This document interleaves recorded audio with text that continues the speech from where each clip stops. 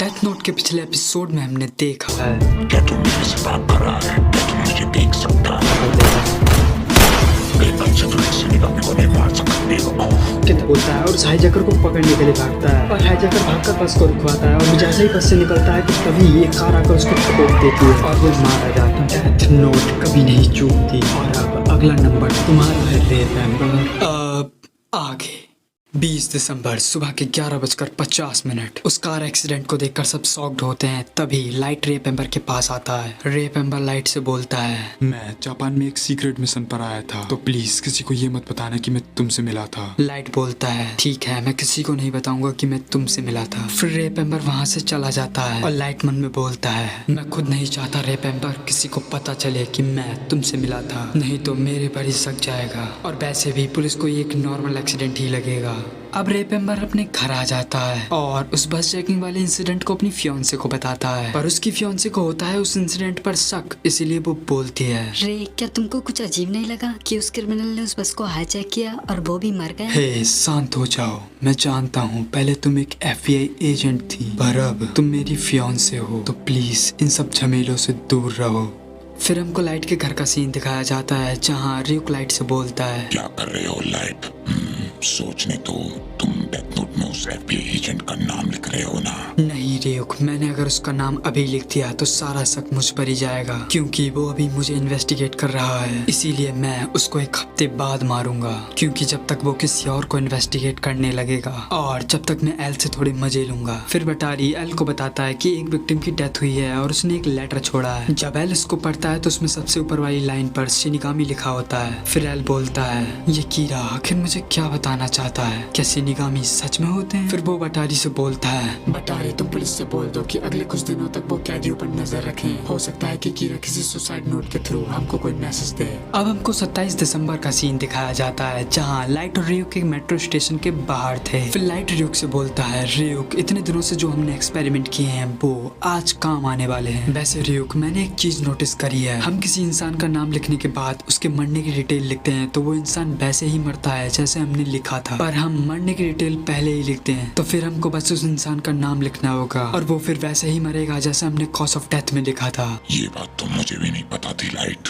तभी rape amber वहाँ आ जाता है और लाइट भी उसके पीछे जाता है और बोलता है, हे मिस्टर रेप एम्बर, पीछे मुड़े तो मैं तुमको मार दूंगा क्योंकि मैं कीड़ा हूँ। रेप एम्बर शॉक्ड हो जाता है और सोचता है, ये आवाज मैंने कहीं तो सुनी है, पर कहाँ? और अब मैं तुमको प्रूव करूंगा कि मैं सच में कीड़ा हूँ। उस कॉफी शॉप पर काम कर रहे आदमी को देख रहे हो, मैं उसको मारूंगा। और तभी उस आदमी को हार्ट अटैक आ जाता है और ये देखकर रेप एम्बर काफी डर जाता है। फिर लाइट बोलता है, मैंने इस आदमी को इसीलिए मारा क्योंकि इस पर बहुत सारे सेक्सुअली असॉल्ट के चार्जेस थे, पर एविडेंस ना होने की वजह से ये बच जाता था। ये कानून से तो बच सकता है पर कीड़ा से नहीं। और अब रेप एम्बर, तुम कोई चालाकी नहीं करोगे क्योंकि मैं यहाँ किसी को भी मार सकता हूँ, इसीलिए जैसा मैं बोलता हूँ वैसा करो। अब मुझे ये बताओ, तुम्हारे लैपटॉप में उन FBI एजेंट्स की फाइल है जो इस कीड़ा इन्वेस्टिगेशन के लिए जापान आए हैं? रे बोलता है, मेरे पास लैपटॉप तो है पर जापान आए उन FBI एजेंट्स की फाइल नहीं। फिर लाइट रे को एक एनवेलप देता है और बोलता है, इसमें से ट्रांसीवर निकालो और ईयरपीस अपने कान में लगा लो, बाकी बातें मैं बाद में बताऊं। फिर लाइट रे से बोलता है,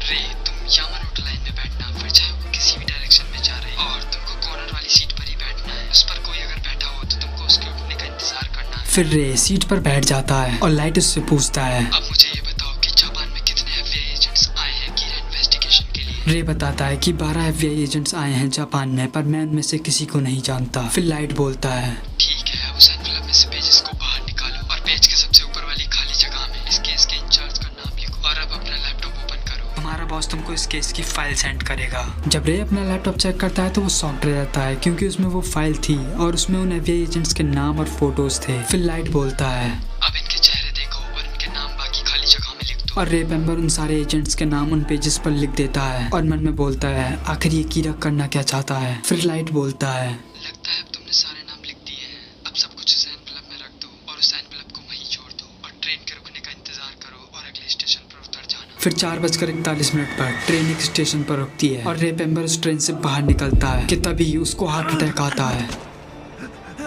light Yagami. Farewell, Ray Penber.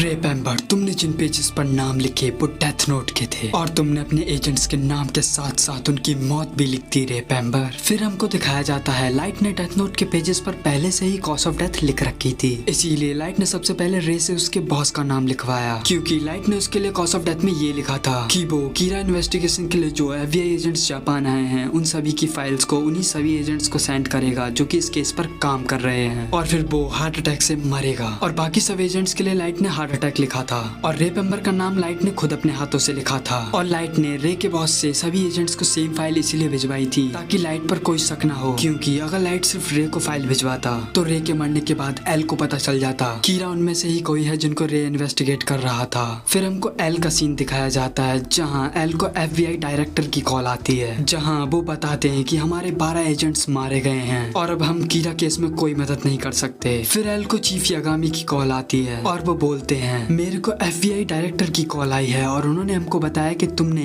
FBI की हेल्प ली हमको इन्वेस्टिगेट करने के लिए। क्या एल तुमको हम पर भरोसा नहीं? फिर एक ऑफिसर बोलता है हम एल पर भरोसा नहीं कर सकते और हम तो सोचते थे कि कीरा सिर्फ क्रिमिनल्स को ही मारता है, पर अब तो उसने FBI एजेंट्स को भी मार दिया है। इसका मतलब कीरा बस एक मर्डरर ही है और जो उसके बीच आएगा वो उसको मार देगा। अब हमको रेप एम्बर की फियांसे दिखाई जाती है जो कि रो रही होती है और बोलती है रे अब नहीं है, नहीं उसको कीरा ने मारा है। फिर चीफ यागामी अपनी फैमिली को बताते हैं कि वो कीरा केस को हैंडल कर रहे हैं, पर कीरा ने 12 FBI एजेंट्स को मार दिया है जो उसको पकड़ने के लिए जापान आए थे, और तो और बहुत सारे ऑफिसर्स ने तो जॉब ही क्विट कर दी है। फिर सायो मिस्टर यागामी से जॉब छोड़ने के लिए बोलती है क्योंकि जॉब फैमिली से बढ़कर थोड़ा ही है, पर मिस्टर यागामी बोलते हैं मैं ऐसे कीरा को जीतने नहीं दे सकता, फिर चाहे मेरी जान ही क्यों न चली जाए। फिर लाइट बोलता है डैड मुझे आप पर प्राउड है कि आप कीरा को पकड़ रहे हैं और अगर आपको कुछ हुआ तो मैं उस कीरा को नहीं छोड़ूंगा। अब अगले दिन पुलिस हेडक्वार्टर्स में चीफ सभी ऑफिसर्स से बोलते हैं ये केस बहुत खतरनाक है, कीरा हम सबको भी मार सकता है और मैं जानता हूँ कि आप सभी की भी एक फैमिली है, तो अगर आप इस केस को छोड़ना चाहते हैं तो आप जा सकते हैं, यहाँ बस वही रुकेगा जिसको इस केस में काम करना है। फिर हम रे की फियांसे को देखते हैं जो कि उस बस ड्राइवर से मिलती है जो बस हाईजैक हुई थी और उसको रे का फोटो दिखाती है और वो बस ड्राइवर उसको पहचान लेता है और बोलता है मुझे याद है इसी आदमी ने सबको झुकने के लिए बोला था और उस बस जैकर को पकड़ने के लिए भागा था, पर बाकी पैसेंजर्स के बारे में मुझे कुछ नहीं पता। अब हमको पुलिस हेडक्वार्टर्स का सीन दिखाया जाता है जहाँ सिर्फ 6 मेंबर्स रुके थे। फिर चीफ बोलते हैं मुझे खुशी है कि तुम 5 लोग कीरा को पकड़ने के लिए मेरे साथ हो। फिर एल बोलता है मैं अब तुम सब पर भरोसा करता हूँ। फिर आयजा बोलता है एल तुमको पहले इन पर भरोसा नहीं था पर अब है, पर हम एल तुम पर भरोसा कैसे करें। फिर एक मेंबर बोलता है एल हम अपनी जान पर खेलकर कीरा को पकड़ने की कोशिश कर रहे हैं और एल तो बस हमको ऑर्डर्स देता रहता है और अपनी शक्ल तक नहीं दिखाता, हम ऐसे काम नहीं कर सकते हैं। फिर चीफ बोलते हैं एल क्या तुम हमसे मिल सकते हो? फिर एल बोलता है जैसा कि मैंने कहा कि मैं तुम सब पर भरोसा करता हूँ, ये बात सिर्फ हम 8 लोगों के बीच में रहेगी और मैं तुम सब पर भरोसा करता हूँ और मैं तुमसे मिलूंगा, पर मुझसे मिलने से पहले तुम एक बार पुलिस बिल्डिंग से बाहर जाकर डिसाइड कर लो कि तुम एल पर भरोसा करते हो या नहीं। फिर वो 6 लोग बिल्डिंग से बाहर जाते हैं और उनमें से एक मेंबर बोलता है एल ने पहले भी मुश्किल से मुश्किल केस को सॉल्व किया है तो अब एल को हमारी जरूरत क्यों है। चीफ बोलते हैं एल के हम पर भरोसा ना करने की भी वजह थी क्योंकि कीरा केस की इन्फॉर्मेशन हमारे हेडक्वार्टर से ही लीक हुई थी और ये केस एल के लिए भी मुश्किल है और इसीलिए उसको शुरुआत से ही भरोसेमंद लोग चाहिए थे और इसीलिए एल अब हम पर भरोसा कर रहा है। एक मेंबर बोलता है एल के साथ काम करने से तो अच्छा मैं जॉब ही छोड़ दूं और वो वहाँ से चला जाता है और अब बस 5 मेंबर्स बचे थे जो एल पर भरोसा करते थे। फिर वो एल से मिलने चले जाते हैं और एल उनको बताता है मैं कीटो होटल में रुका हुआ हूँ और तुम मुझसे वहीं मिलोगे और मैं कुछ दिनों में होटल्स बदलता रहा करूँगा। कीरा हमारी दुनिया कम हो रही है, कोई बात नहीं अगर मुझे पहली बार इस दुनिया को अपना चेहरा दिखाना पड़े, पर जब तुमको इस सीक्रेट मीटिंग के बारे में पता चलेगा तो तुम मेरे पास आने की कोशिश करोगे और मैं तुमको पकड़ लूंगा। फिर लाइट बोलता है मैंने इन कुछ दिनों में बहुत ज्यादा रिस्क लिए हैं तो शायद मैंने कुछ मिस तो नहीं कर दिया ना, क्योंकि असली लड़ाई तो अब शुरू हो रही है।